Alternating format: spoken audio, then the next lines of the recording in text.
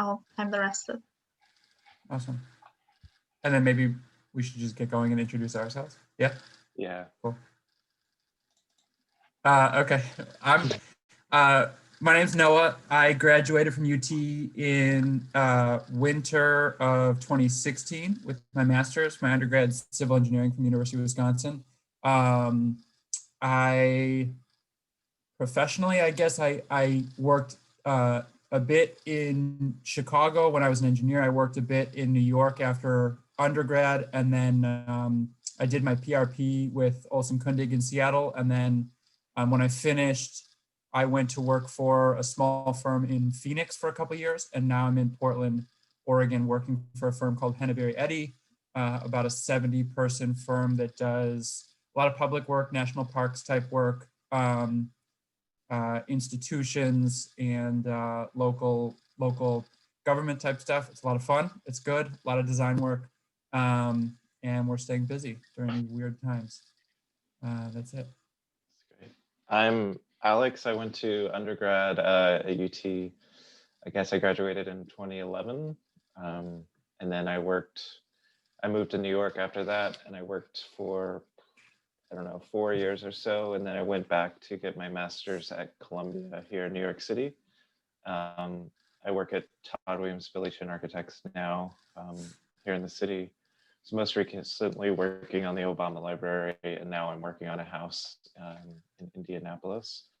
And while I've been working, I've been teaching, kind of co-teaching at Columbia as well, some design studios. So yeah, excited to see what you do. For sure. So, I mean, it seems like, I don't know that these other people are going to join, so maybe we just get started with the first person. And if they come, great. If they don't, we'll figure it out. That's me, and I'm going to share my screen. I can time you if you want, but I don't know exactly how long we're supposed to put on the timer. I think they said 13 minutes. I think so, yeah. And then did y'all want like a heads up, maybe like 1 or 2 minutes before, or? I think, yeah, is it going to go basically, if it's 13 minutes, it'll be a handful of talking, and then we'll get into some commentary? Is that how it's been basically? Yeah, it's been kind of like, yeah, sorry.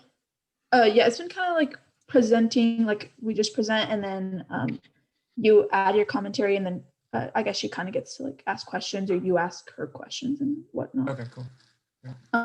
So I guess I'll do a 2-minute warning, and then so at 11 minutes. And then... Yeah, I think that sounds good.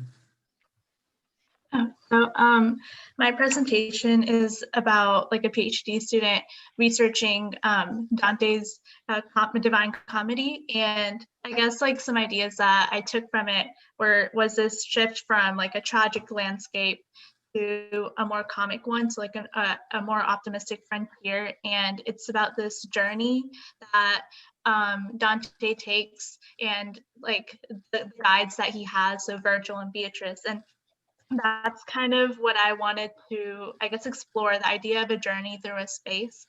So so moving from here, it's like going up here and then going down into a site, and it's also the relationship between the site and the building, and like those blurred lines. So that's what I was trying to show in my space.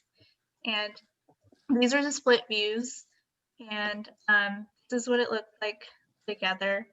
This is the plan, and then this is the back.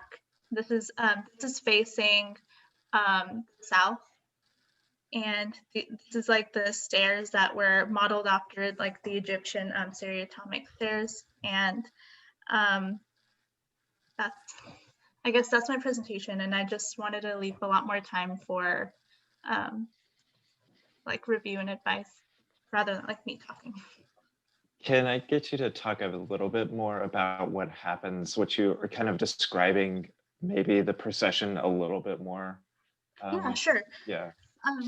So the idea that I was trying to go for is so you're going up these stairs, and it's kind of like this like grand gesture, and then this is like more there's like this natural split into 3 places. So it's like this top area, this middle, more like communal space, and then this bottom, which is the void, where you're supposed to like, the program said like we have to like eat there, and that's where we're cooking and everything.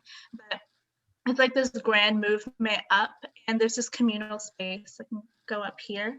That's over here. So it's like these high ceilings, and it's more, it's like this entire space just to look like you with space rather than like anything else around. And it goes into a more divided area over here. So the staircase is what's dividing these 2 spaces, and it's a more like solitary confined area. And it moves you up into this like more these spaces. So what I was hoping for is that by moving through this building, these students like understand the journey that Dante went through. So it's like they are physically moving through his journey on a daily basis. And I think that that's, so it's like it's like a physical understanding as well as a spiritual understanding of the Divine Comedy. I don't know if that answers your question, I'm sorry. Yeah. Do you mind going to your drawings and just kind of let us digest those for a sec?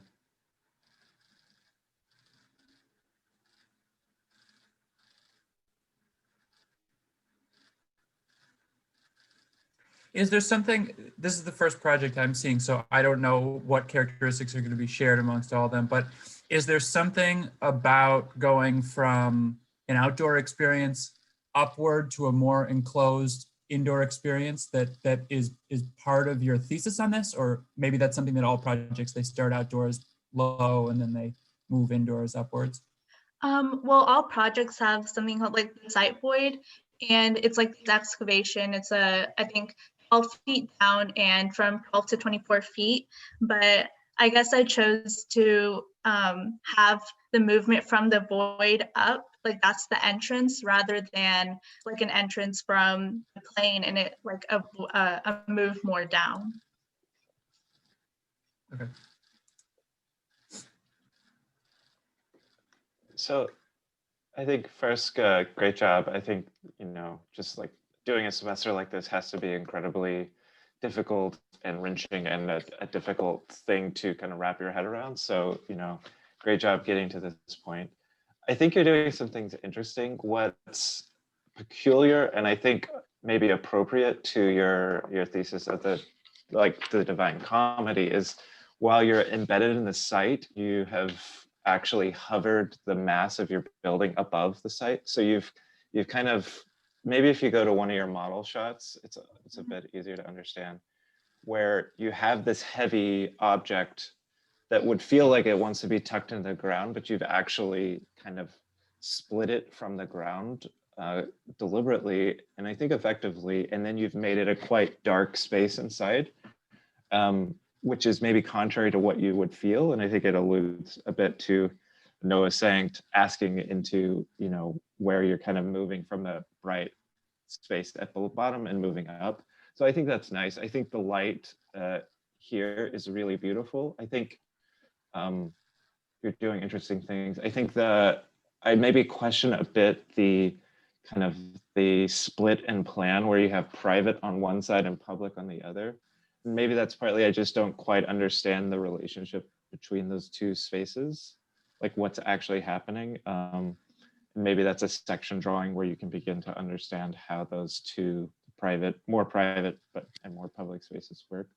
But I think it's interesting. I think that the tall space we see on the left is really successful, and I do really like how your fenestration is not completely open. I think you've enclosed this space and you've created specific apertures, which seems successful. Yeah. I'll let Noah. Yeah, I think the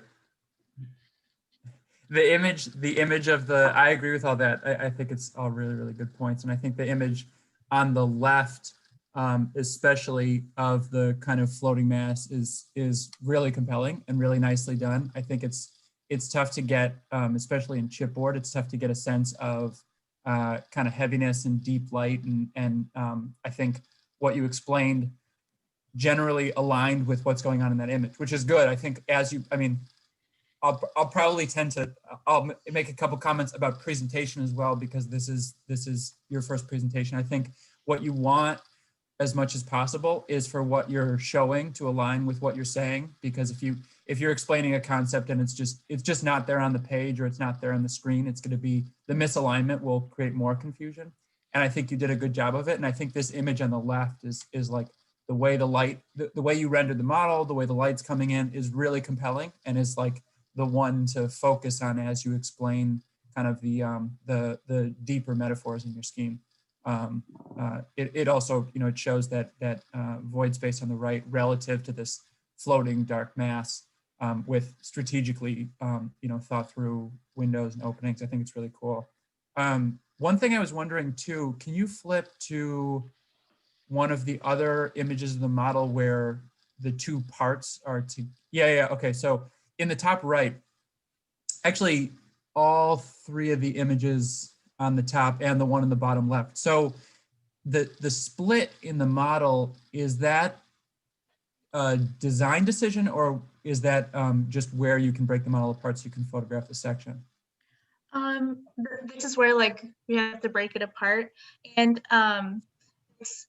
so technically we were supposed to do it, I guess horizontally, but I felt like there was a more natural split like this rather than this way. Okay, good. So it would work better, and this would align, but because there's nothing stopping this, it kind of moved up, the chipboard just moved together. If it was all one shot, it would just be a straight line. I don't know if that makes sense.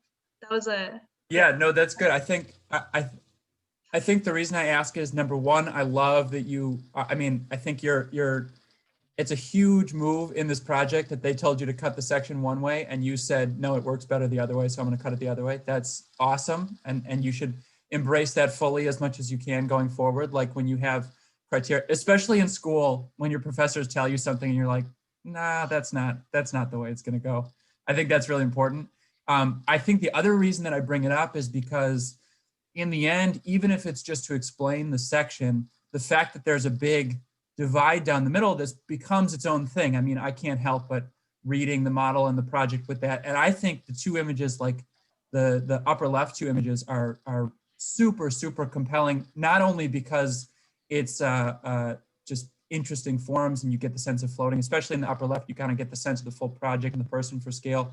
But the split actually, I think, makes it that as part of the design makes it really more exciting. And maybe there's something, I think the point of me saying this is that all of this is a fun feedback loop between production and design and making and process and production. And so as you build this split in out of necessity to explain a section, that can inform design decisions. And I think there's a lot that comes of it if you kind of step back and study those photos and say, well, there's some funky stuff going on where things don't align. And, there's a bit of an earthquake thing going on here. And I don't know, it's a really dynamic shot of the model in the upper left, especially with the person, walking, are they going to walk across this crack now? Are they going to be able to make it? Is it small enough? It doesn't meet code for sure, but it's exciting.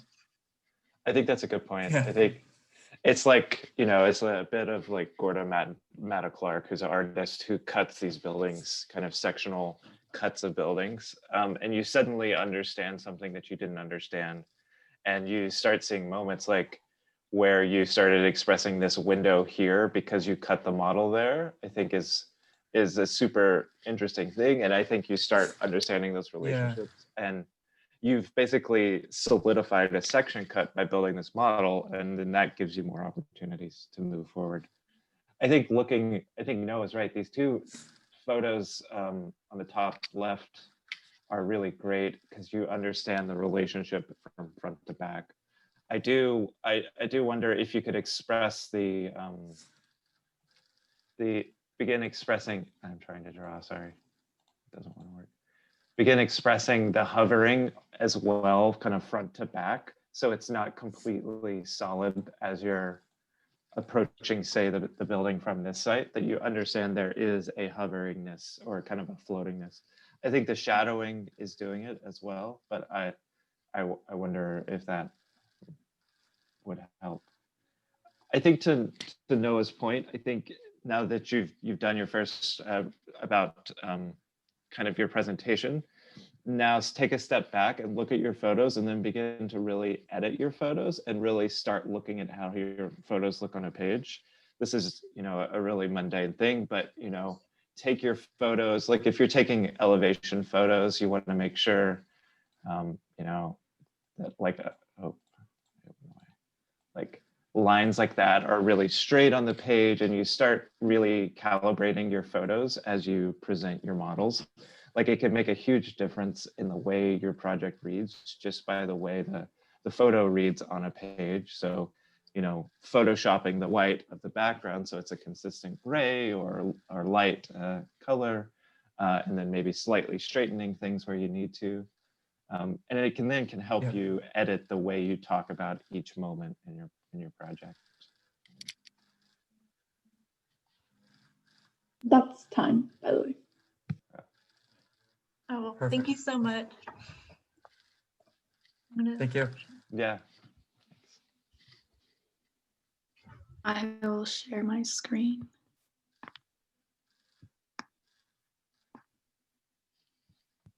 And so now, is it Vani? Vani? You're timing now? Yes, I am. That's working. Okay, cool. Go. So coincidentally, I also chose to do Dante's Divine Comedy as the focus for my project. I'm mostly focused on the use of the divine number of 3 and how that was a repeating pattern in the poem. For example, the entire narrative poem was divided into 3 sections, which is Inferno, Purgatorio, and then Paradiso, which is hell, purgatory, and then heaven. So by that, I kind of wanted to show my building as almost 3 separate forms formed together as one.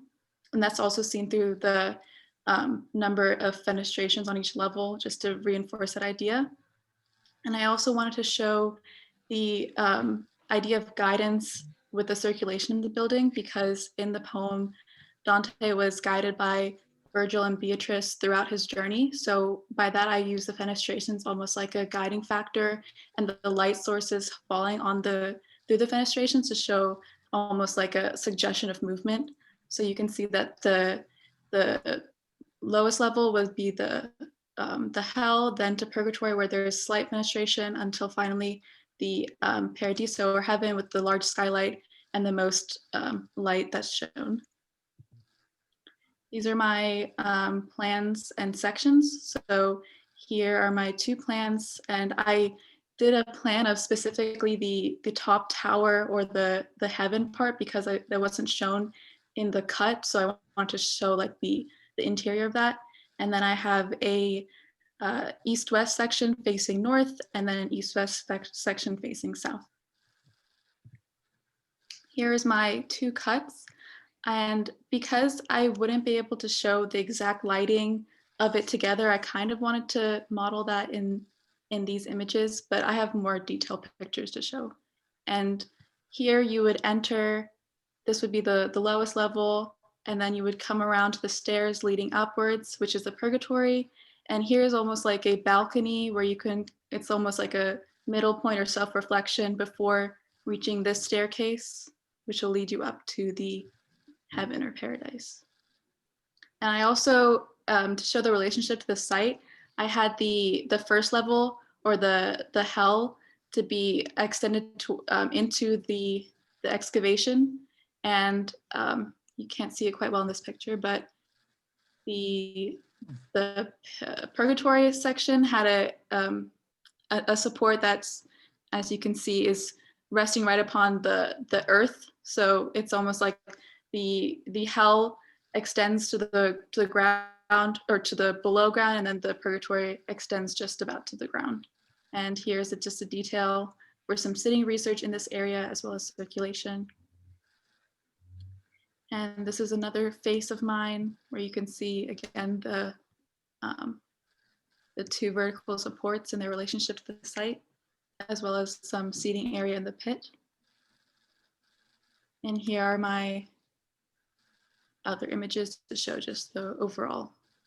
And I chose not to do any fenestrations on the west side just because of the climate, which was West Texas, and the west side would have gotten excessive heat gain in the evening. So I didn't, that was the one side without any fenestration. Thank you.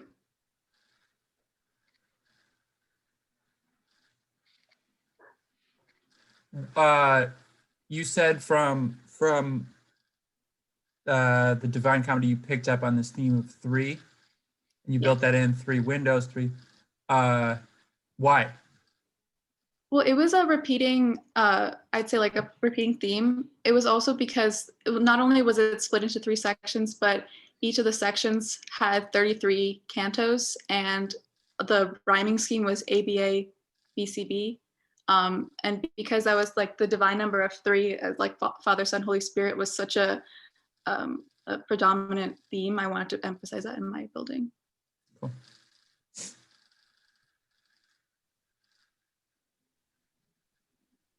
Can you only get to hell through the ladder? Yes, so that's why the rest have stairs as circulation, but I thought since hell was like that struggle or the most like tension, that a ladder would be most appropriate to use in that section.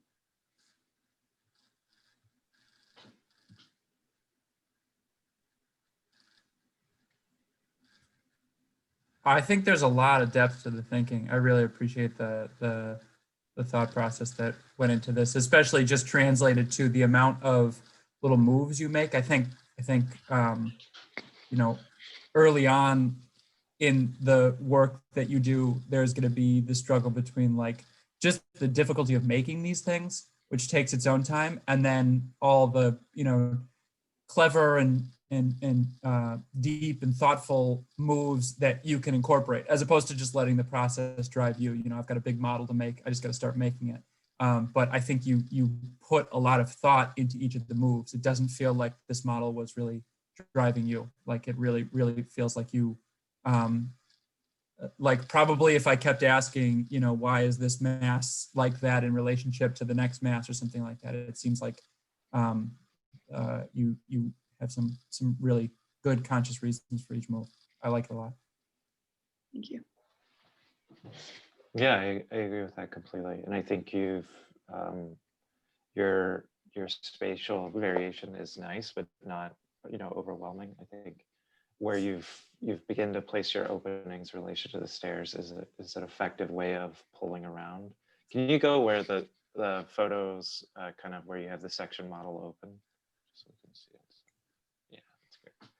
I think you know, you've made these small moves, which I think are really effective, where the balcony is slightly maybe set above that kind of space there on the right, where you have small, you know, you're working at a mass level, but you're also starting to manipulate the model at a fine grain scale, which I think is nice, kind of the way, say, you might step down from your walkway, and that is a huge threshold, but it doesn't seem like much on a page. So I think that's really successful.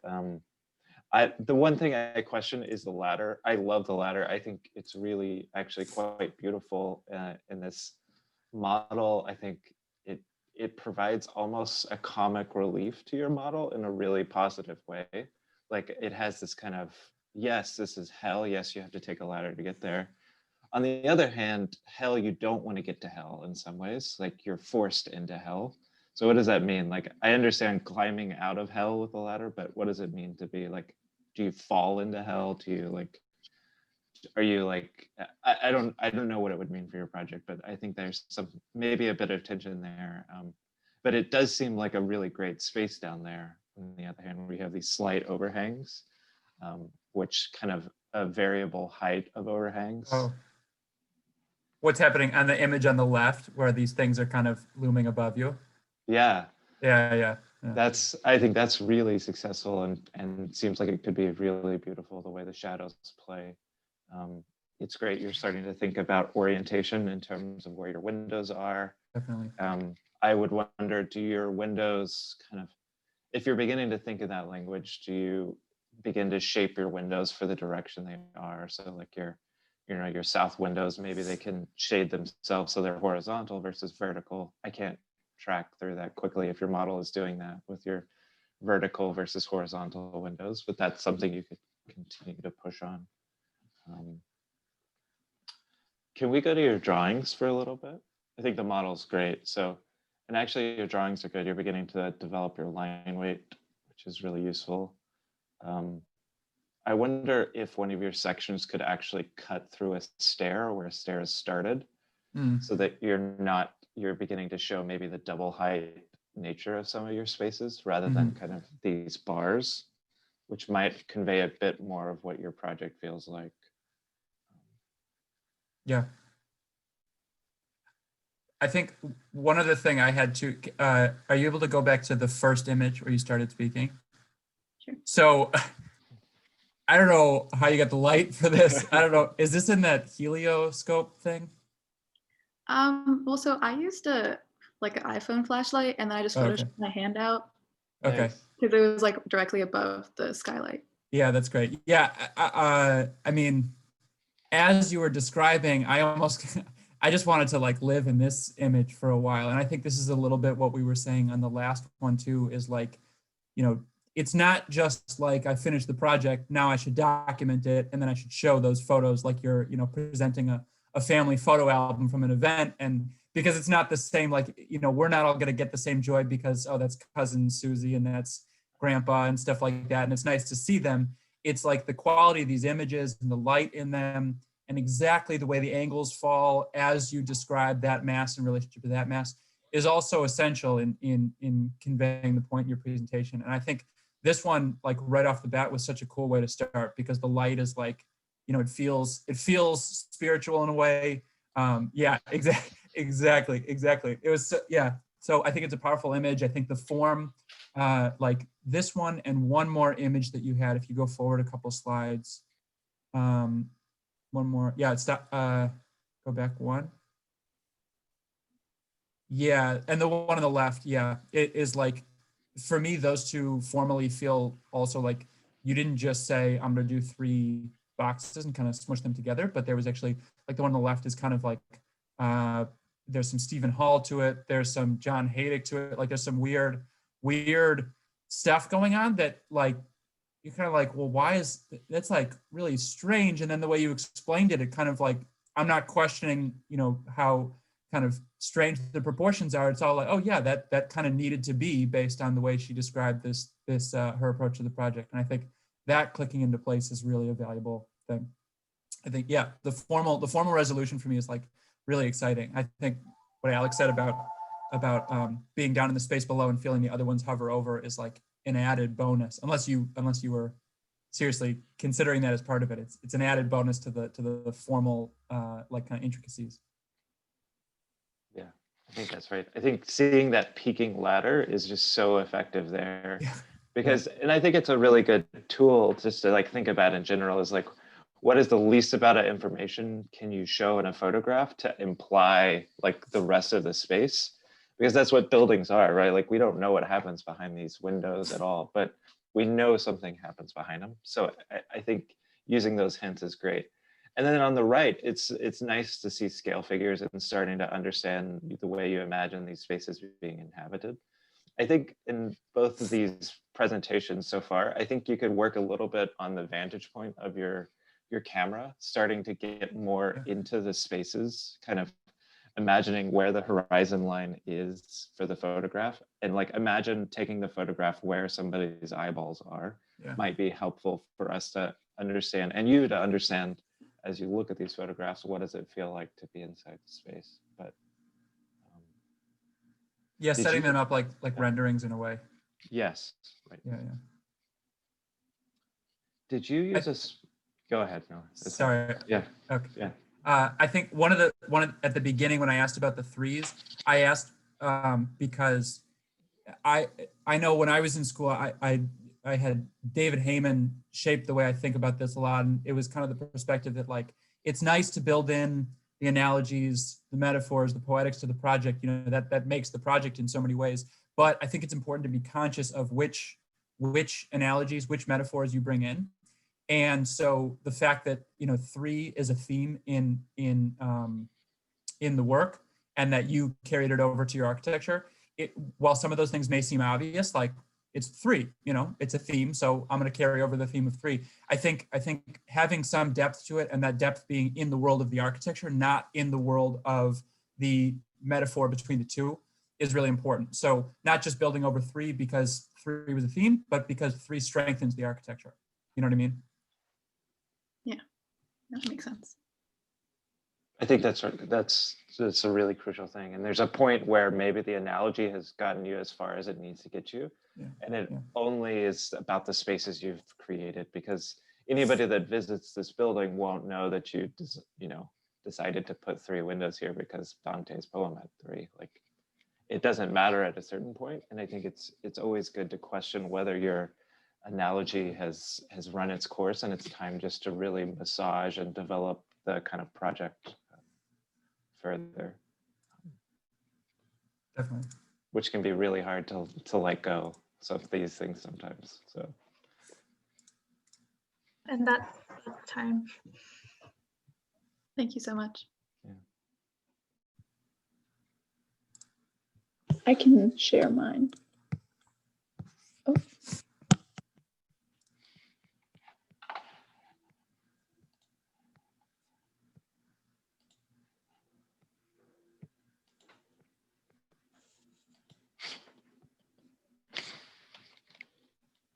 So I focused my work on Nicholas Copernicus. He studied astronomy, so I did a lot of my design features based on like astronomical figures.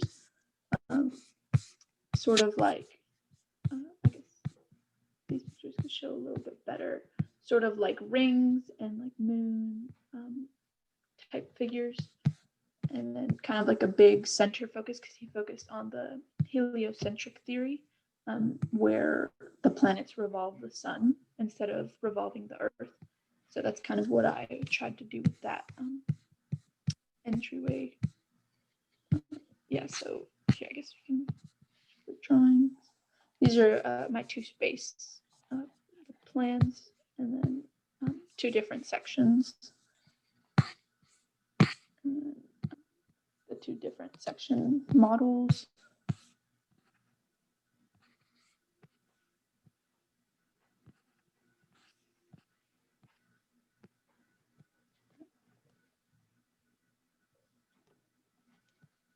And kind of what I realized, we started off with a 24 by 24 by 12 foot like box, and that's kind of like what our main starting point was, and I kind of like stayed within that because we had focused so much before on like staying within the boundaries, and I guess this was like our first project to kind of like jump outside of that, and I kind of struggled with that. So that was kind of where I feel like I definitely could have done a lot better. And we hadn't ever really worked with circulation before. It was kind of more just like abstract, like not actual buildings. So I definitely did not work on that. But.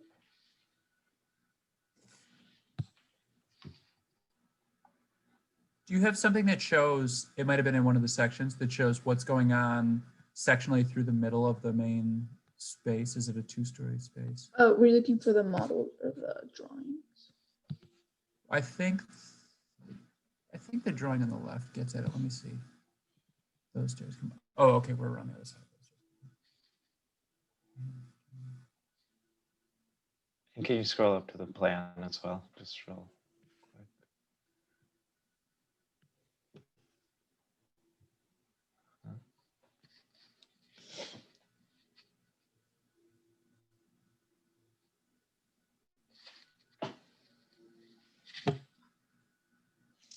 Yeah, this so like the stairs and the room, that's kind of, I tried to show that a little bit within here. So this is a separated area, and then the stairs are within here. So the section I actually went ahead and cut it after the wall so that I could show inside. And then they go up to the room. And I definitely could have done better at showing those stairs. You can kind of see a little bit of them. And so are there 2 kind of main spaces, the one open space we see here on the left inside the wall, and then the smaller room kind of cantilevered up on the right. Yes, yeah. This was supposed to be like a balcony area.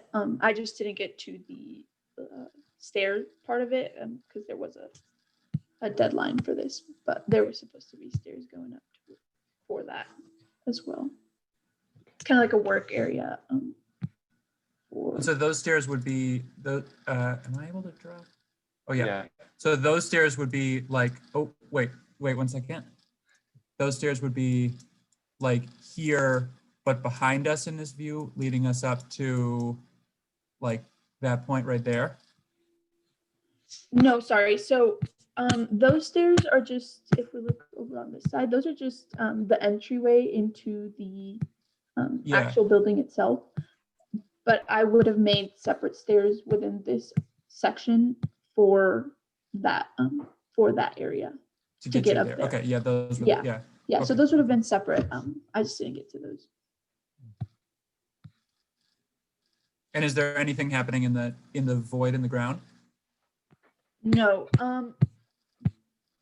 we didn't really talk a lot about the void. We kind of mostly worked on the top composition piece. So they did mention there being that being like a common area, but I guess I just never placed emphasis on it.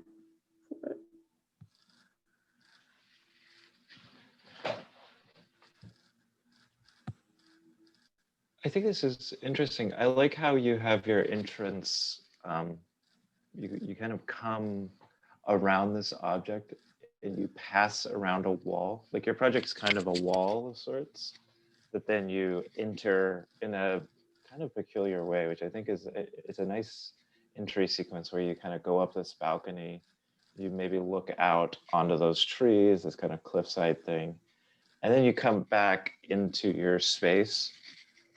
I wonder how that space feels in relation to, I'm wondering if it's too open with the top open as well as this kind of jagged square opening you talked about. I'm wondering if it could be more effective if it was a singular opening either up or kind of out, because I think there's something to the solidness of this wall that you pass around and into, and then you maybe just see up. And then you, if you want to get to the outside, you go up to your other kind of viewing work balcony you talked about with those stairs. Might be a more effective opening where it's just like it's a clear volume of space that you pass into.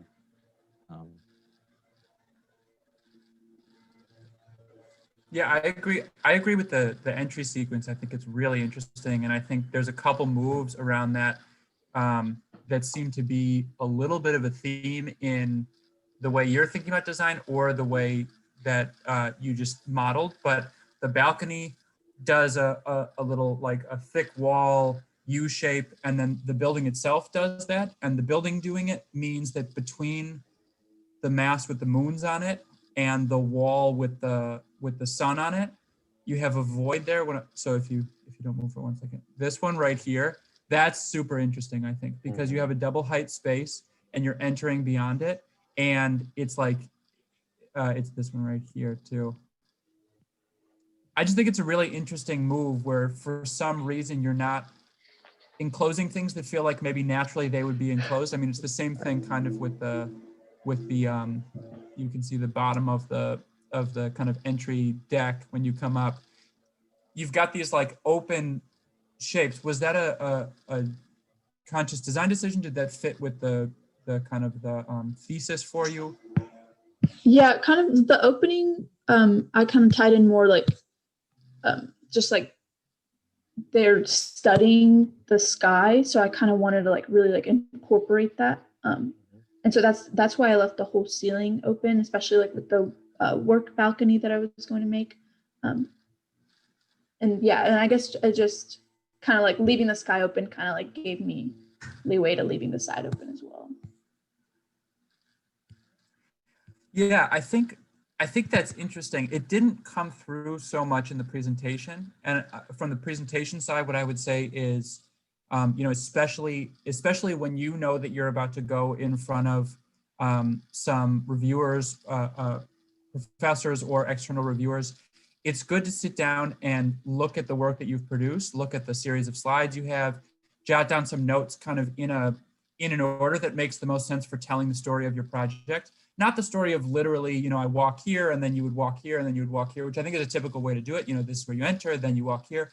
But connecting this idea of Copernicus and you know, what his revolution was to why this project is so special. And then connecting all that to the visuals that you're going to show us and making sure that order, the kind of scrolling around and jumping up and down, I think that disjointed nature for me kind of didn't allow me to, you know, sink my brain into the project. I think the other side of that is, I mean, I definitely learned this from Michael Benedict. Michael Benedict had something where he said, do you all know him? Have you come across him in some way in school so far? No, okay. He's a professor. He's a big round professor. But he said something in a studio once about like when you get to a review especially, or if you're just at a desk crit and you're explaining your drawings, but you're sort of apologizing for them. Like I did this, but I just did that. You know, that's not really much. I've realized in professional practice that if you just do just a goofy little sketch and you're at a meeting and you show it, that may be what's built, you know, a couple weeks from now or a couple months or years from now or something like that. So everything I think holds the complete weight of the project in it. And so the way that you're describing, you know, I could have done that, but I didn't get to it. This is what I was thinking, but I just didn't have the time. I mean, you said the thing about the void, but you know, some of the other projects have considered that void a lot more. So I think those are the kind of things, just go through in your head all aspects of the project and make sure you've kind of brought everything up evenly so that we can discuss the project as a whole and not some of the things that you just didn't have time for. You know what I mean? Yeah, of course. Thank you. Yeah. I think that napkin kind of sketch idea is really important. And like with Photoshop and sketching, you can make such ugly drawings look really nice, quite easy, just like with levels. And the same with like photoshopping. If you don't have a staircase, you could take a photo, because we don't know if you built this model or not. I have no idea. Like you could have, you know, like Photoshop a staircase into your pictures. Like Totally. It's totally valid, and it can be a little messy, and that's fine. I think the important thing is to not apologize as you're presenting, because you should be proud of the work you're doing, and you've done great work, and you should just like have confidence in what you present. I think there's something to the C-shaped thing that you've kind of started nestling these C's, and I think you could begin to express them more and really playing on those intersections of where the C's either intersect in plan and maybe they start intersecting in section as well.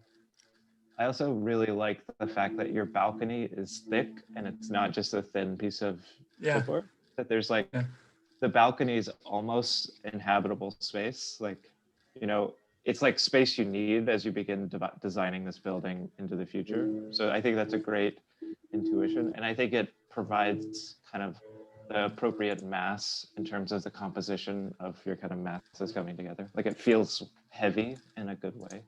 Yeah. So yeah, great job. I would also be interested, did we get our 2-minute warning? Is anyone taking time? We got it a minute ago, yeah. Oh, we did. Oh, okay, okay.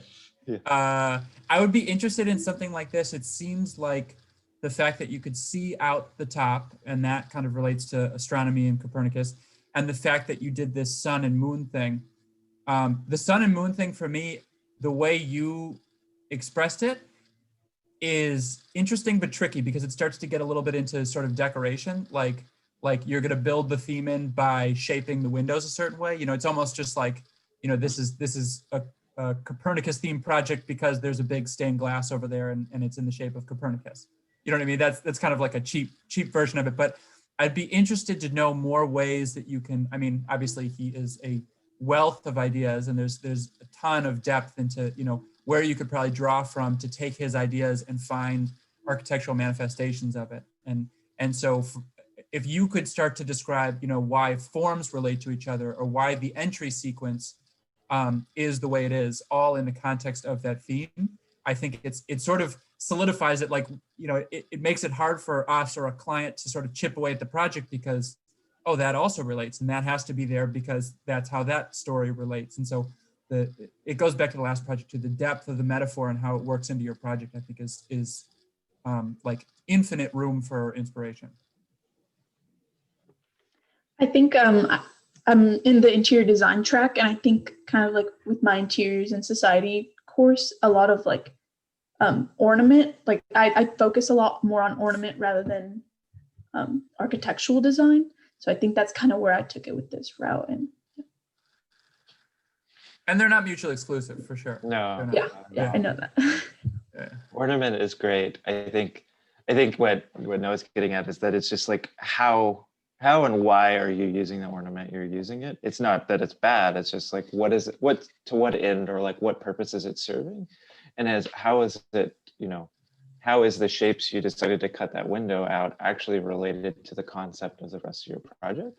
Or is it not at all? And then make that case to us that like, this window has absolutely nothing to do with the massing of this. And I actually wanted to express that because this window is about Copernicus.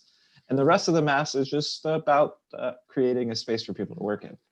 Both are fine. It's just like, it's you having the clarity in your presentation to kind of nuance that for us. Do y'all know about like how many reviews we do? Because I'm definitely I want to like start practicing for those. Like how many, like do we have a review, like, or like did y'all have reviews like at the end of each semester that y'all had, or did y'all have them like more in between, or what's it like? All of it. So many reviews. So many. Yeah, so many reviews. And I think like reviews are the best way for you to tell yourself what your project is. Like I think it's not a final presentation. It's actually, it can be a method of design because it's you constantly telling yourself what the story of your project is. Mm-hmm. Like I took at Columbia, it's a very important thing. And so almost every week we would have reviews, and you would always have a presentation ready to explain your project. And it's a way of designing. It's like, because so much of our work is the image and the story we tell through our images. Thank you.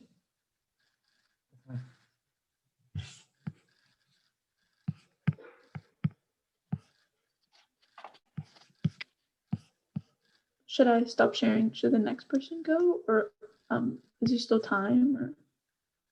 Oh no, you're done. I mean, not like that, but like. Oh, okay. So that's what I'm sorry. I didn't see like the chat or anything. I'm sorry about that.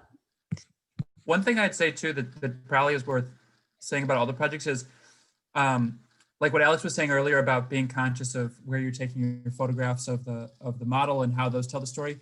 They're also really, really valuable to your process. I mean, if you get your iPhone and get in there and treat it like a rendering and take a picture and you present it and we say some stuff, then by all means, like print out that photo and just start sketching over it and design from that perspective. And then design from, I mean, I think I brought that up, Gabriella, because the last one in the upper right, you had a nice plan photograph of your model and we were discussing some plan moves.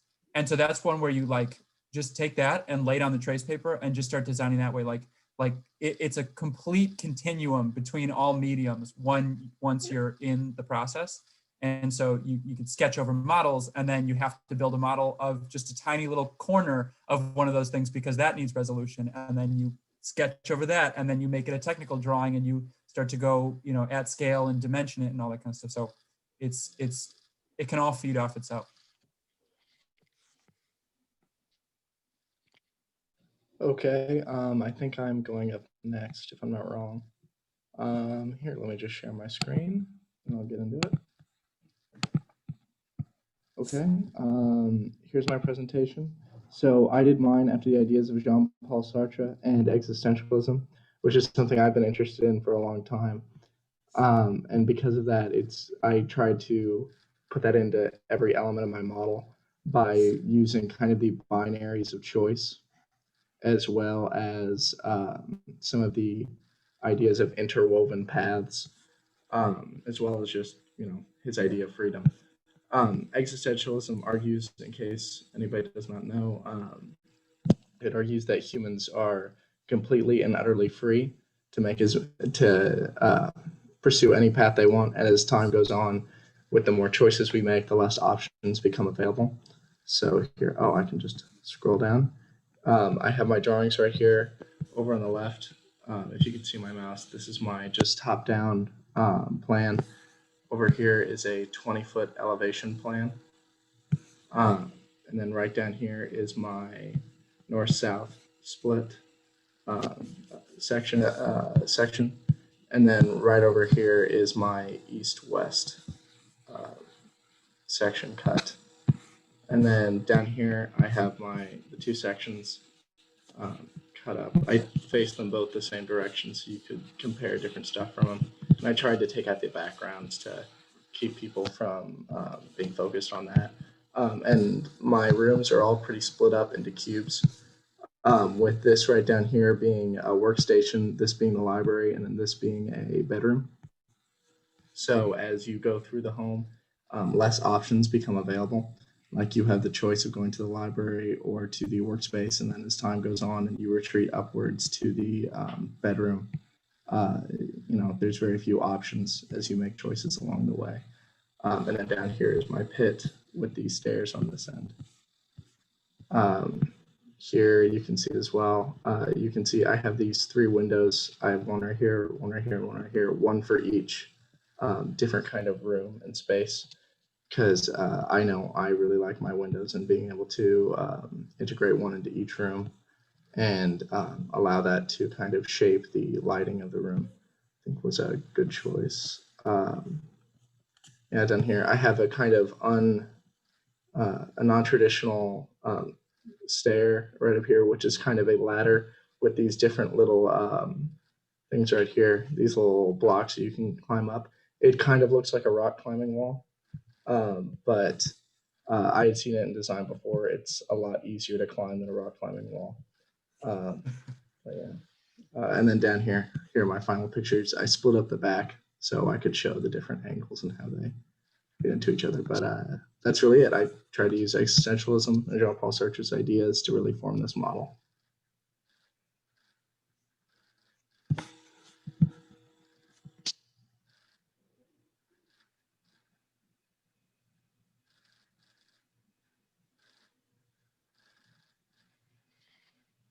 Why that staircase? In the context of existentialism, why that staircase? This one right here, or this one right over here? The one that's easier than a rock climbing wall.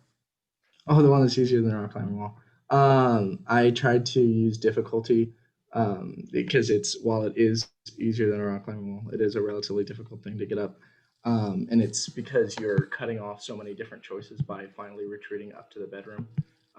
And you're pretty much saying, I'm done for the day. This is the last thing I'm doing.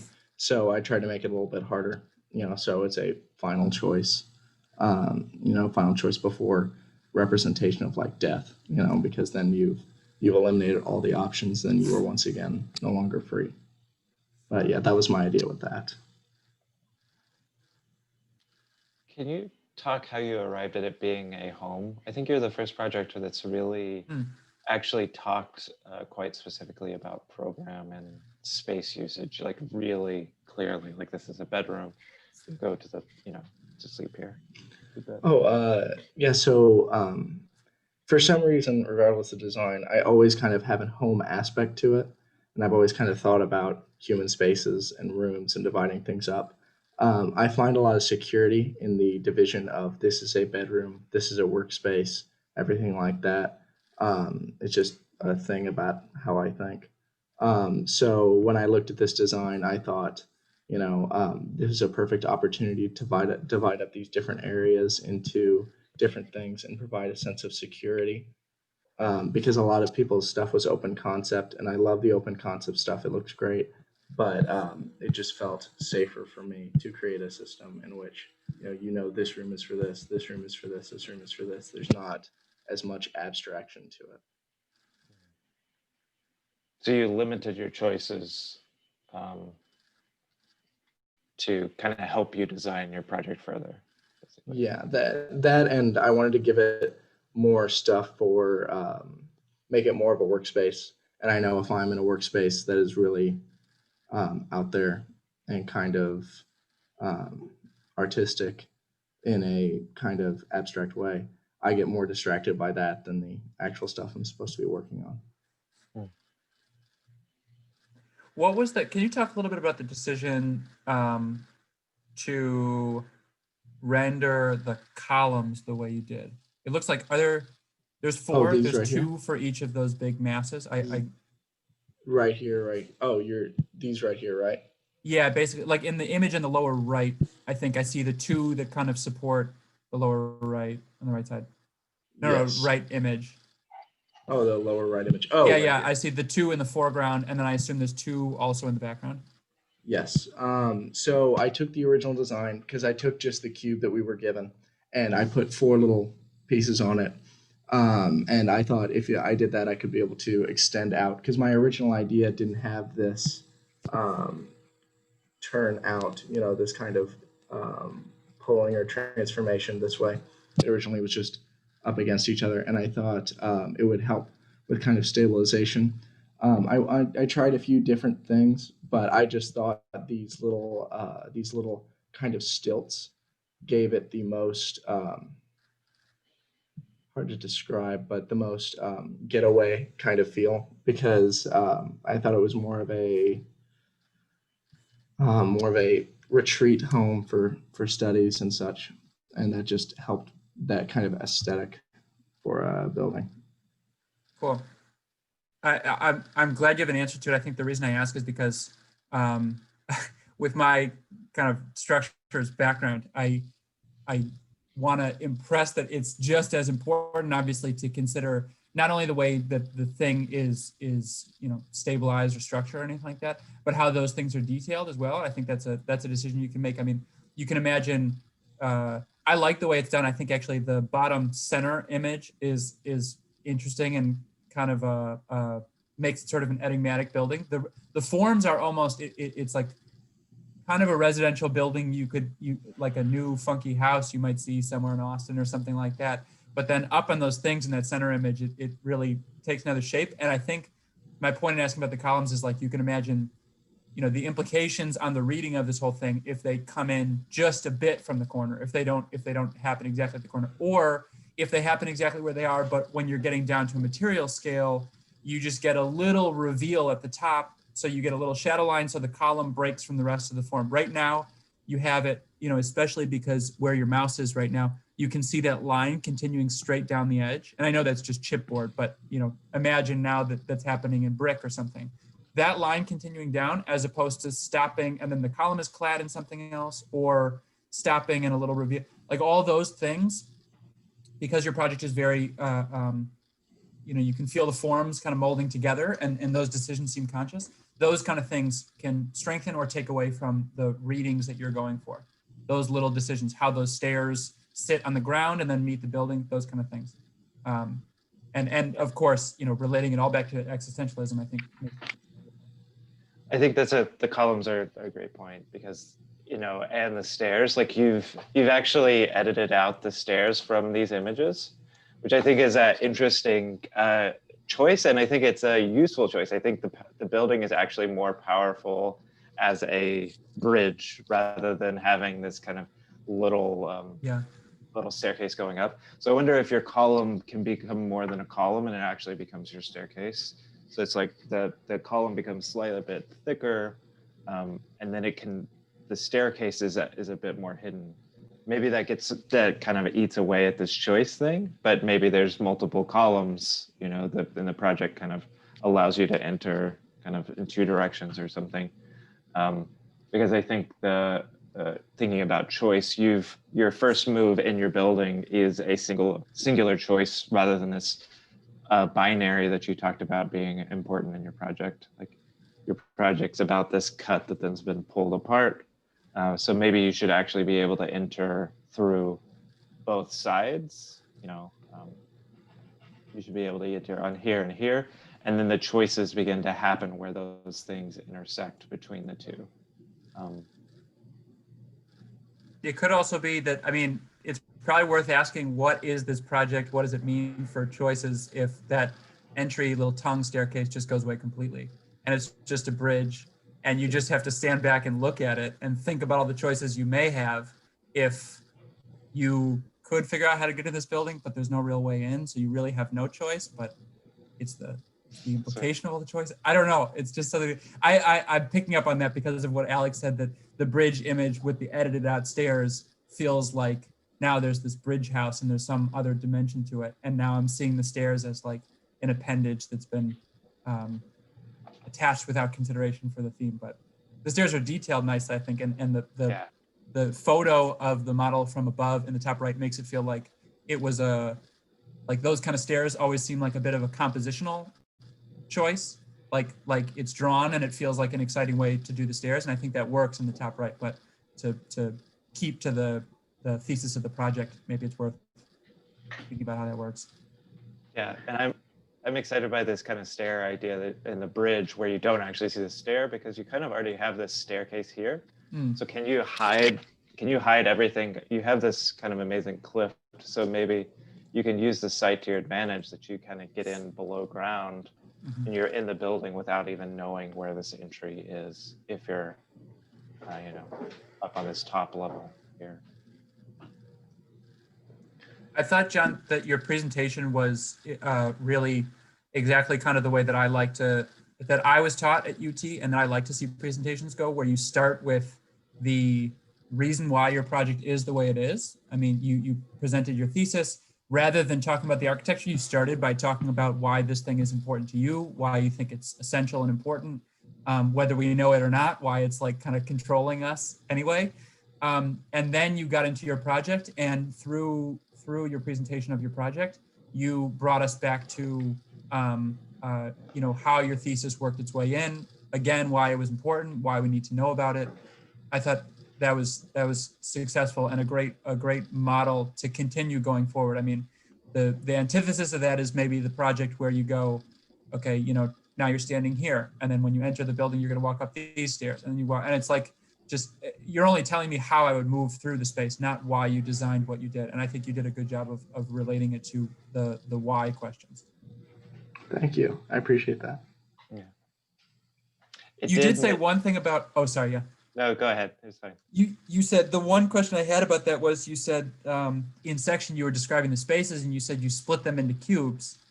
You said it divided them into cubes. And that was another place where I would say, why, how does that relate? Because you just had like, there's a room here. And I understand the idea about the decisions, but how does that work its way into the interior shapes of the spaces? Right. You don't necessarily have to answer. It's just that's a really good question. Yeah, that's a good thing to consider, or that I should have considered when presenting this. Yeah. The cubes in the interior, it kind of makes everything a little bit, it kind of messes with the alignment here. There's probably an image that I'm over here. This is probably my favorite image of it. But it misaligns a lot of the different areas. Like this right here, this whole bridge that we talked about, that I removed the staircase for one of these images to give it more of a monolithic thing. But it doesn't completely align. And because of that, it's kind of a show. It's to show how a lot of choices aren't straightforward. It's not a to B. It's an A to C kind of scenario, and you have to make your way around to get there. And with that, it's this little misaligned area. It's not impossible to get from A to B right here, but it is a little bit more. It's a little bit different with how I made it in the future. In the future, with my choices on models such as this, I'm probably going to work a little bit more on emphasizing those qualities through more livable designs. But yeah, that was the goal with this one. Oh, and that's time. Okay, go.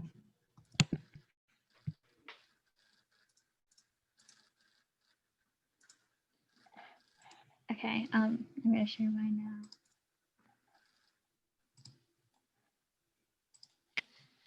Let me just. Okay, so hi, my name's Sophia, and my project is based on Sigmund Freud's psychoanalysis, and more specifically, the interpretation of dreams.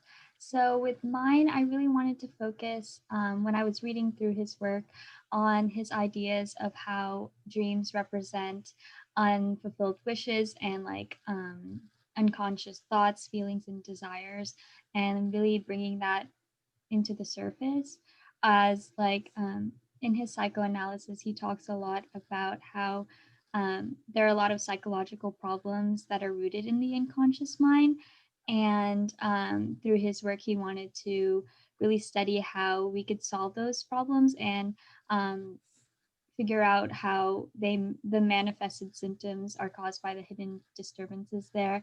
And so that's what my researchers who would use this building would be primarily studying. And so with his idea of psychoanalysis, one of the major themes of my building was contrasting two major components, one of them being a really grounded, I'll show here, a really grounded conscious state of like being relating to reality and materialism versus the state of unconsciousness and like a dreamlike um, state, and just really comparing those two within my design. So for the reality, I focus those components primarily on the bottom, and that's where it's connected, especially to the excavation. And those are more of like compact and logical spatial arrangements. And those areas I reserve specifically for like studying and researching, as well as storage for like his knowledge. And that's where like where the book storage and the personal storage would be, right next to where his the researchers would be studying, whereas it's a standing research area or sitting. And also I added this sleeping area just for the relating back to studying dreams. And I wanted all those spaces to be in proximity to each other, so they would be able to study those and like further their research into psychoanalysis. And with that, on the other hand, the opposite side, I would say, that represented the dreamlike state is emphasized through the verticality of the building, as in my mind, or like in my design, I wanted, as you go higher into the space or the building, you reach more open areas that represented spaces that were less about research and less about studying and more for meditation and introspection. And with the idea of introspection, one thing that I really wanted to note, I'll probably just show it through here, is that I made like this conscious decision to use ladders instead of stairs. And this idea really came from the thought process of how can I display introspection within my design. And I thought a lot about introspection is looking into your own thinking. And I wanted the building to represent not just like an open, welcoming area, but more like you have to climb in and dig deeper. And that's why the main entrance, you kind of have to go from the stairs if you wanted to go into the void, and then up, and then here, and then you could either go down to the more research and study area, or you could go up into the meditation space. And yeah, that's what one of my primary focuses were. And I also wanted to concentrate a lot of my fenestrations and openings more on the front facade rather than the back, as these were facing the west, I believe. And I wanted to consider the climatic effects of that and like avoiding the sun, but also appreciating the views. And I thought that would help for if you were to be if you were researching in the standing area and you got that natural light here, or if you were meditating in this area, and you were able to appreciate that, but also block the sun. Yeah, and I think lastly, I wanted to add, like, I had this transition space, or that was also a study area, but it was also a spot where you could really just enjoy the view and be outside. And I think it connects the more realistic and grounded space for researching with the dreamlike state that I was trying to compare.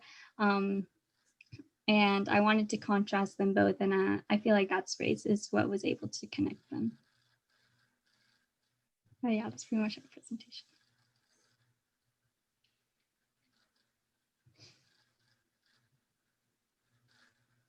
Can you go back to a view that shows the section of the model? Mm-hmm.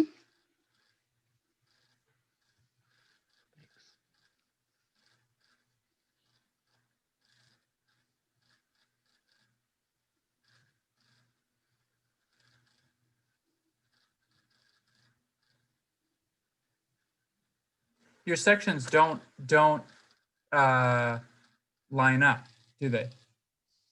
I mean, they line up like you built it right, but the rooms don't actually, like, it's not like you cut through the middle of a room. Like that one on the left, that upper room doesn't have a counterpart on the other side of the section that encloses it, does it? No, yeah. That wasn't, yeah.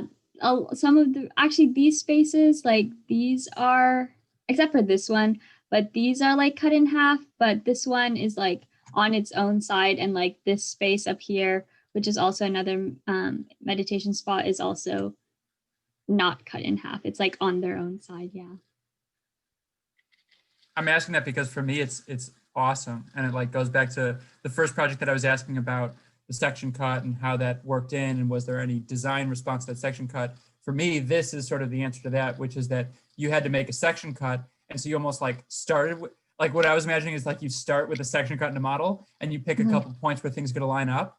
And then for the rest of it, you just go with it. And for me, it also felt like it goes with this idea that as you move up, you move more into a dream world where it's like fantastical spaces that don't completely work, or, you know, there's something just peculiar and strange about them. I mean, in this case, it's just that they're like floating and barely hanging on and not enclosed. Yeah. And it's like not really a room. It's just kind of the hint of an idea of a room. That for me was the movement into dream world. I love that part of the project. I think the model's really beautiful. Thank you so much. Yeah, I agree. I think it's really beautiful. I'm not, I can't wrap my head around how much it feels like these kind of two grounded versus ungrounded, or kind of like dream versus undream. I think it's working as it is, just as this kind of space. You have a lot of variations of space, but I'm not sure that you're like clear, like the study space versus the dream space is that different of spaces. The real difference of space is your one main room that we see here with the two windows. And then you have these kind of subspaces that are working in different ways. And I think that's successful. You know, it's successful as spatially, but I'm not sure it relates to how you're thinking about the project. Also interesting that you're almost always going up or down, or kind of moving vertically on the exterior of the space, almost like a Pueblo, like Pueblo settlements or villages, which I think is a really interesting communal way of living, where you are always sharing your neighbor's terrace, which is your entry to your room, and you're like, you step on somebody else's roof to get, and I think in some ways, like you're gonna be stepping over somebody meditating to get to your workspace, which is kind of interesting and funny. And maybe kind of how dreams work. You just kind of like step all over. That's nice. Can we just pick a different image? I'm just curious. Okay. Yeah. Or should I? Oh, there's one actually that I'd really like to see. If you go down, the center one on the top. Oh, this is like back. I was saying, that floating. I mean, yeah, it's just rendered so nicely. The floating, like for me, like the culmination of the dream space up on top where it barely meets.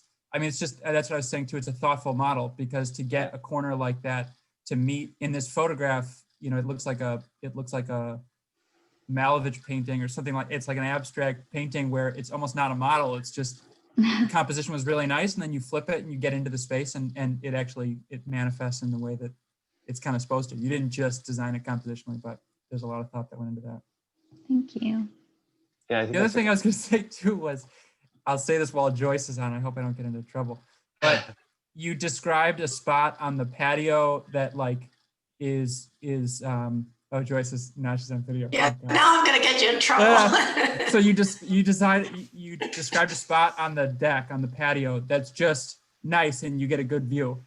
And for me, that's like, there's a lot of UT education in that. Like this is about an idea, and it's about a grounded versus a dream space. And this whole project could be a metaphor. And that room on the top is like an outrageous dream space that doesn't have walls and is just floating.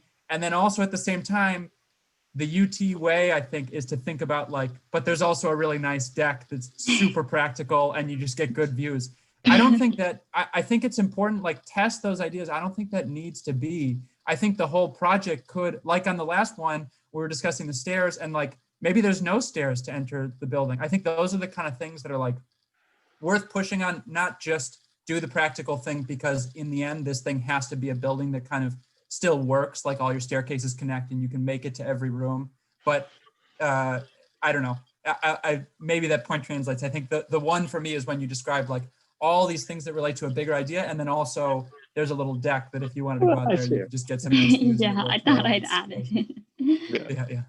I think that's a really good point. And I think the fact that you can almost get to your building without these ladders anyway, and the fact that they're glued on, just they're tacked on when everything else, like he was talking about, that box at the top is constructed so thoughtfully into how you got it to cantilever, but then you glued on your ladders. And in some ways you could have your project without the ladders, because you can almost climb or sit on each of these levels, because you've kind of created half levels every time you're getting between levels. So I think pushing that could help, or the ladders get designed in a similar thoughtful way where they become a carving of the mass that you're doing.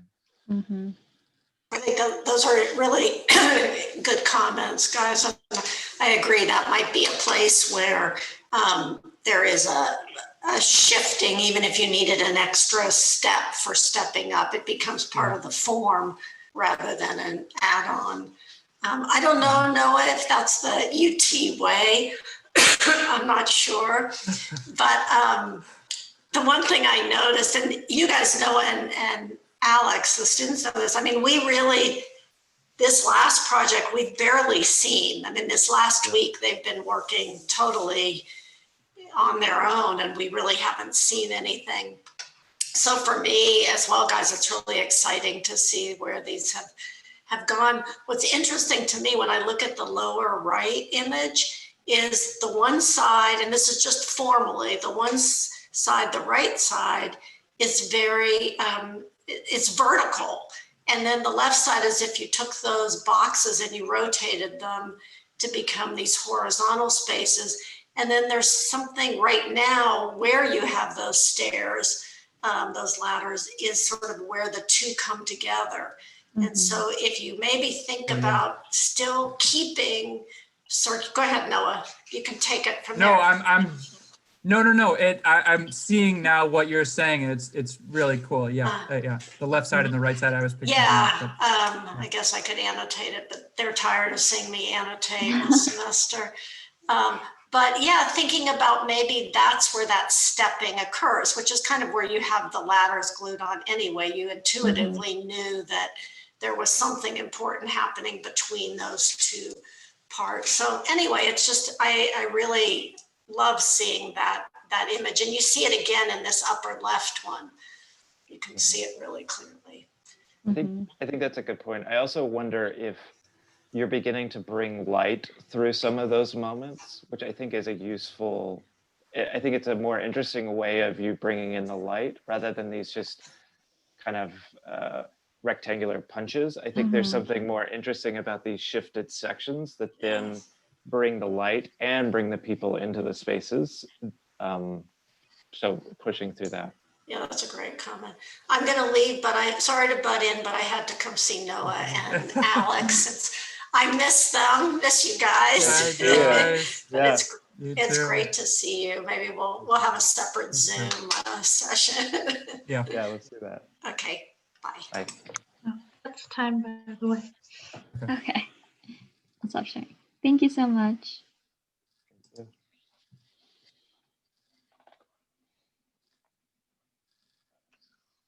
I'll start sharing right now.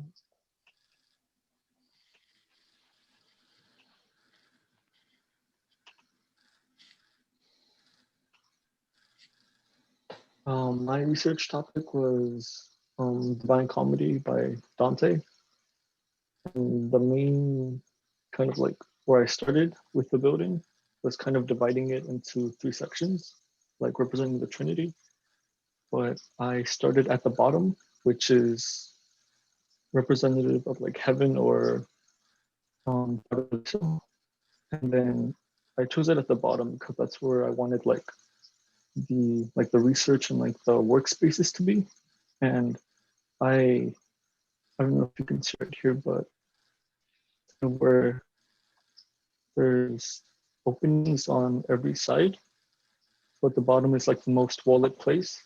So there's like ample natural sunlight for like their workstations or like the desks. And then kind of at the second level, it's sort of a mix. So like there's a big kind of balcony opening. I don't know where, kind of here, where there's like a little place for like them to kind of go out and relax, and it's kind of like separation from like the work. But there's also like areas for them to like just sit down on the laptops and kind of like work alone if they're like tired of like being clustered in a group.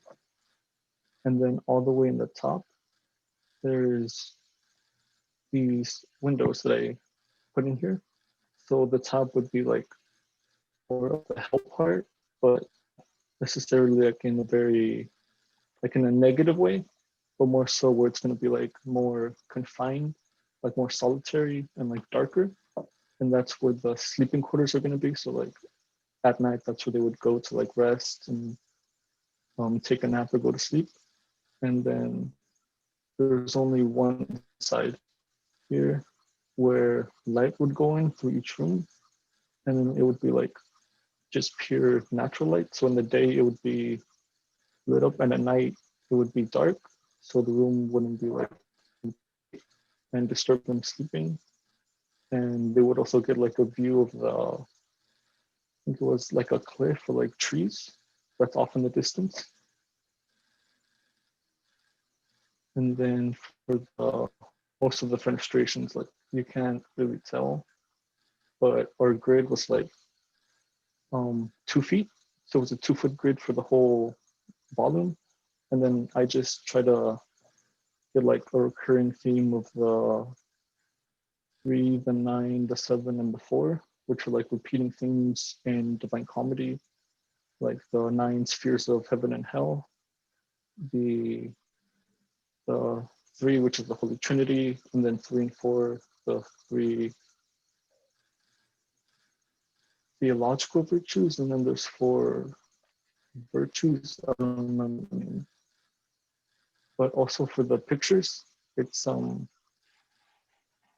right now I'm currently at home, and there's like no good place to like have a clear backdrop. So I just had to find like a bed sheet, and I put it over my couch, and then to distract from like the background, because right now I'm like at home in an RV, so there's not like a good just solid wall.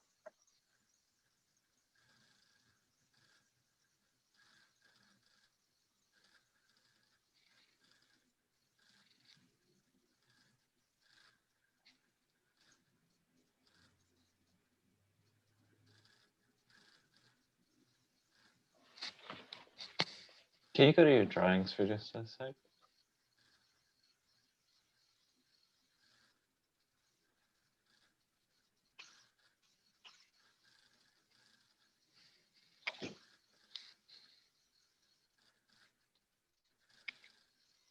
And then maybe back to the section model where you can see the inside of the space.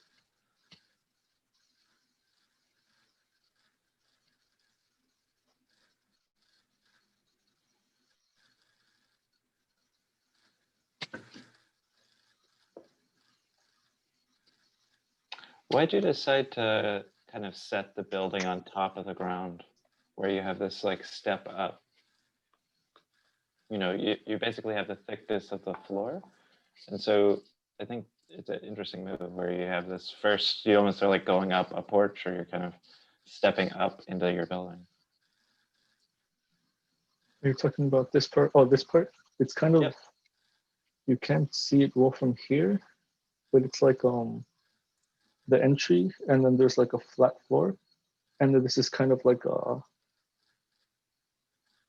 standing workspace almost, or like a sitting workspace with like a chair. Oh. And then so it's just like right there by like, so the light just shines like right on.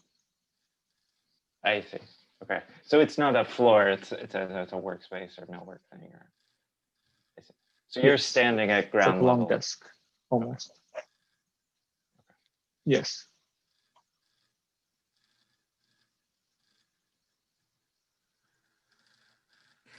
I think one thing, Santiago, during your presentation, there was a bit of a misalignment between what you were talking about and what you were showing. And I think it's just an important thing to keep in mind as you're presenting. This is not a comment on the project. I like the model. I'm excited to talk about it. But as you're presenting, especially for someone, you know, with minimal background, all we know is the projects that came before you. Sometimes it'll be, you know, there'll be no context. I think it's worth the extra effort to make sure that when you're talking about a thing, we're also looking at that thing. I think a couple times you said you can't really see it here, but it's kind of, it would be behind there or something like that. Just try as much as you can to align those things, because that's the big power of the architectural presentation. And that continues forever in your career, is like what you're showing and what you're saying are kind of all syncing up. So we're getting all the information we can get. And it's especially easy where you haven't, I don't know if you were given a number of slides you could use or not, but you know, you can always show the same image twice, right? So you're going one time, you talk about this thing on it here, you show a different image, and then you go back to that same image to talk about that thing there. Like you have the ability to have a 50 slideshow if it helps your presentation. I'm not necessarily recommending that, but you know, feel flexible to show more images if it helps you kind of have a clear presentation, so you're not scrolling back and forth. Mm-hmm.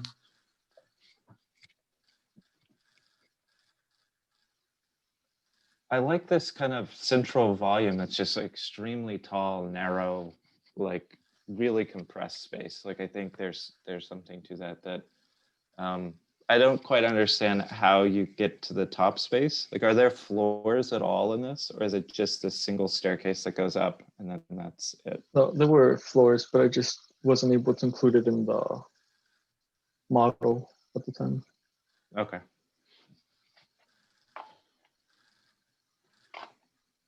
Yeah, I think also with the thin space, did you have a strategy basically for how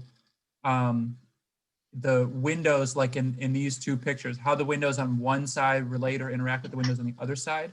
I think I ask because it would be different if it was a broader space or a bigger space, or there was some differentiation of the volumes. But because you're in this one big tall space and you experience kind of both sides at once, which is sort of unique for a really big room. And I agree, I like it a lot. Is there some conversation going on between the two facades?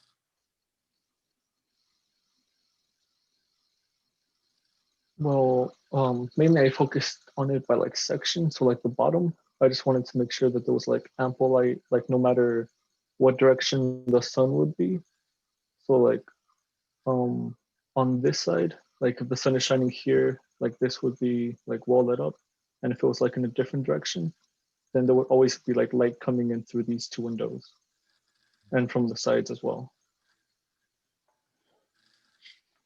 I think what Noah's saying is good, and I think it's a good next step where you basically just cut a series of sections here, and so like you would draw all these sections, and then you would understand if there's two walls that are actually quite narrow, and you have a person that's like that big, you know, maybe you don't need a window on both sides because it stops becoming a room, or it has a very different feeling. Like this could be solid because the light's just going to reflect off this wall, and it's going to be plenty bright. And I think drawing through that could be a fast way to begin to figure out what the placement of your, all your different windows were. I think one clever thing you did, and I'm not sure if it was just something that came out in your model making technique, but it looks like sometimes you basically used the same thickness of wall or floor everywhere, and in a lot of places it's actually a thickness, like you rendered it as a full volumetric mass. And in some places, like if I'm reading it right, it looks like on the image on the left there's a balcony, there's a door of some sort. There's a couple places where it actually just becomes planar, and you're sort of like something that was thickness on the ground level, as you move up just becomes a little plane. I think it's really interesting. I don't know, I'd be curious to know if that came about as just, as you're gluing stuff together, or if it was that a conscious design decision to go from kind of thickness to just experiencing one edge of the thickness? Partially, like the ones with the solid thickness, I use for just kind of solid, and then for the thinner ones, it would be for places where I have more openings, and it's more of an open area. So right here, it's kind of just almost, it's like a cut almost, but it's thinner, and then on the sides mainly, and then for the front here, and then this side, it's thicker because it's just a solid mass almost. Yeah. I don't know if that makes sense. Yeah, I think so. I think part of the point I'm trying to make too is, rather than just doing it because that's what chipboard does, although with real materials in real life, sometimes that is a part of the process. It's just what plywood does, or it's just what sheet metal does. But rather than just, that's how chipboard glues together, it's important because now we're looking at it and we just take it as that's your design. That's not just how the model happened to be, that is how you designed it. And so I think for me, this right here is mostly what I'm talking about. That I think has a lot of interesting implications to it, where you have thickness, and then it becomes a plane, and then that plane folds, and then the mass that floats up above you again is again thickness. There's a lot to that from a design perspective and from a material perspective, and it's something to consider if, and I think you're starting to explain it for sure, something to consider if it is something that is just being driven by the chipboard. I think that is right. I really like that moment too. And I like this idea that you have this block of solid mass, stone, concrete, whatever it is, this heavy object that's just been eaten away with all these openings. And then all of a sudden you delicately apply certain bits of metal or sheets, a really thin material that then is where your kind of the human body interacts. So your staircases begin to touch only that metal surface, or these windows where a person kind of opens the window or stands at the handrail is touching this thinness, and you're never touching this heavy carved away object. And so I think what we're getting at is some maybe happy mistake where you cut this chipboard in a weird way begins to give you a real design language and a kind of direction moving forward. Definitely though, get your floors in there, because it's going to drastically change the way we understand the space of this. I think it's actually kind of nice without the floors, that you just have this balcony and you have one workspace, and then the rest is just kind of up to above. I think it could work quite nice for your concept. But Oh, in that time.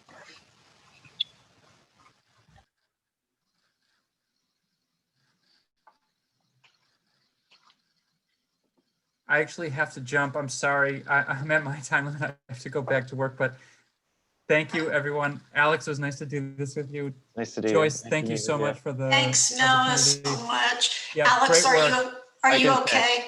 Yeah, okay. I'm good. Great. And Coral, thank you. Great work, everyone. Thanks, Noah. Thanks. Be in touch. Yeah, I just wanted to make sure everybody was good with the extra review. I'll let you go ahead and do it so we don't take too much more time.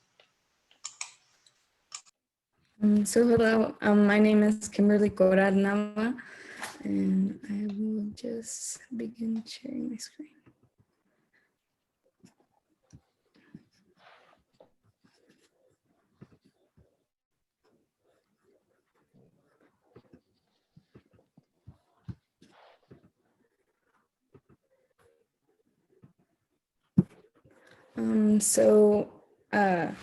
My topic of research for my researchers that would be inhabiting this space was nuclear fission, and partially discovered by Lise Meitner. So this right here is an image that potentially the researcher would be viewing once they were entering the space. I made sure to photograph it in a way that would be the actual lighting of anyone who would be entering the space. So you have the sun being lit from the east side, and you're currently facing the west side of the building. Something that I wanted to become prominent in the design from the get-go was this idea of nuclear fission being a reaction that would split into two major parts. So in theory, the researcher themselves would be the neutron that would be impacting a nucleus. So right here, this is representative of a nucleus, which then turns into two smaller but about the same size nucleuses. Here we have my drawings. These are plan drawings and my section drawings. So another major part of my design was the partitions of spaces. So we have this movement, this being the program of a lab, because my building and my topic of research was had the necessity of a lab. Right here you see a more secluded space. Another major part of my building was that these spaces would be they would inhabit and encourage collaboration, and in a way like nuclear fission does, create energy. So these were very energetic spaces. There's also this space that is more secluded and is more for solo energy. So we have people who would go there potentially to like rest and reinvigorate their energy. And so these are my other images. I have my site void, but sadly I wasn't able to take pictures of it. I do have other images that show it more clearly, like this one. And then kind of zooming out of like the image in terms of its site. I wanted it to be very clear that as right here, we were told that the opposite of this would be a forest. So I wanted the forest to frame the building itself, to have the organic complement the more orthogonal aspects of my building. And in the same way, have this opening, which is facing theoretically the forest, encourage the researchers to relax, even though this is a collaborative space. But yes, that is about it.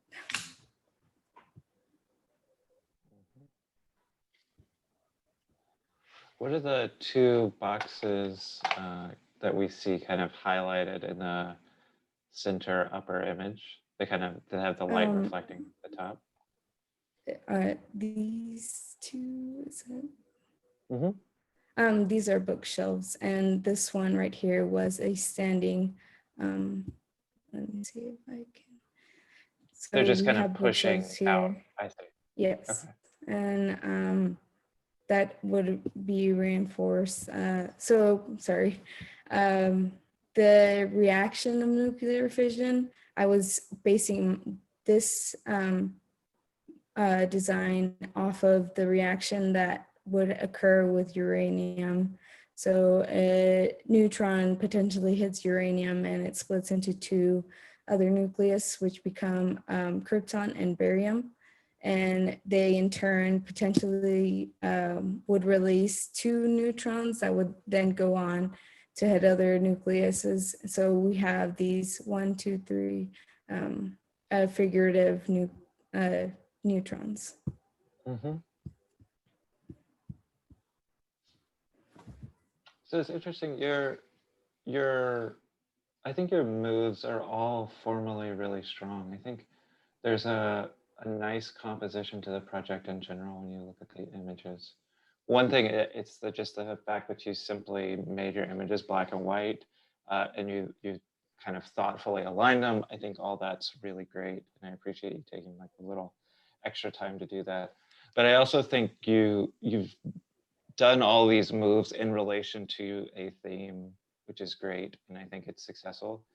But in some ways, the theme doesn't matter because the object's working without the theme. So I think whatever that means for you, I think that it's a compliment. I think now that you have this thing, is there anything you would actually remove from it, or does it feel right? I actually had more additions. So I noticed from this image that the lab would be really dark, and I was thinking about like actually inhabiting that space. It would become so tiring to be in a space that was so dark. So a way that I combated that was I added a window, let me see, right here, that would give the researchers more natural light. And right here, there's there's also a cut that was made in that standing researching area that would light the that space with natural lighting as well. I see. I think that those are really great moves. I think looking at your plans, which your plans and sections both look really nice. They're well drawn and they're easy to read. But you're also starting to use the poche in a nice way in your project. You're starting to draw poche and think about, kind of what's happening within that, and you're giving thickness, and then you're allowing kind of things to happen as the thickness. So you're allowing a passage to happen around that thickness, which are all really nice moves. And now I think it's stepping back and beginning to edit each of those moves. If, like you're talking about, reinforcing, like, is the lab have enough light? Should I add another thickened poche? I think one thing that doesn't feel entirely resolved is the way that this object is sitting in the ground. The void space, I see the stair and it makes sense to me, but it feels like that pit could be anywhere within the site. Like I think it's shaded by your building, but it's not necessarily connected to your building except for that one column. I think there could be more connection to that. I think I wonder if this object wants to float entirely or if it begins to kind of sink into the ground. And maybe it makes sense that the laboratory is partially underground. It has stability by being underground. There's less thermal fluctuation. And then you begin to bring light in interesting ways like you're doing here, which I think your project's filled with lots of little beautiful moments, which I commend you. These kind of like, these things are really great. So keep working at that detail level, because I think it's going to serve you as you continue designing. The first image is really beautiful, the way the light is kind of glowing through the project. And I actually think that the dark space beyond is helpful in this image purely compositionally. Like I think it creates a darkness that makes you want to go inside in a way. Like it's a light space before you get to the dark space. So there's something interesting in that. I think you have a lot of thresholds that are interesting, and I think you could play up the thresholds a little more and begin to think about the light as you pass through each of these thresholds. Like, what does it mean to move from a slightly darker and brighter space into a brighter space? You know, how long does it take the eye to adjust as you walk through that first passage, right? Like you're out in West Texas, you're completely blind because it's so bright out there. And then you step into this dark tunnel, or darkened tunnel, because it's not going to be dark, which I think is useful. Like you have a kind of a series of vestibules. Like vestibules are really important to let the body kind of acclimate to the spaces they're about to be in. So don't, you know, I think you're doing that in a nice way, but keep going. I think there's 2 windows on your project I don't like. Maybe keep scrolling down. Okay. This is just a compositional thing. Those 2, I feel like they every other opening has a purpose, a meaning, a relationship to the mass, the kind of formal moves, or the kind of staircase has slid into this opening. These are just stuck on, and I think you could learn from your other moves where you've pushed something out or you push something in, and you're allowing for more of a diffuse light, which I think in West Texas might be useful, where you're allowing light to reflect back into the space rather than just having light glaring, especially if you're, you know, working on a computer or something where you just have so much light streaming in your face when you're trying to look at a bright surface. And keep scrolling. Yeah, I think, again, this image here on the left makes me question a bit how it touches the ground. The 2 columns don't feel like they're holding up something as maybe weighty as nuclear fission, or something that's kind of has that amount of gravity to it. But I think that the images, I like this method of presenting where you have the overall image and then you have this zoomed in photo. I think that's a nice technique to show spaces. I wanted to clarify, I guess, something that I didn't touch on.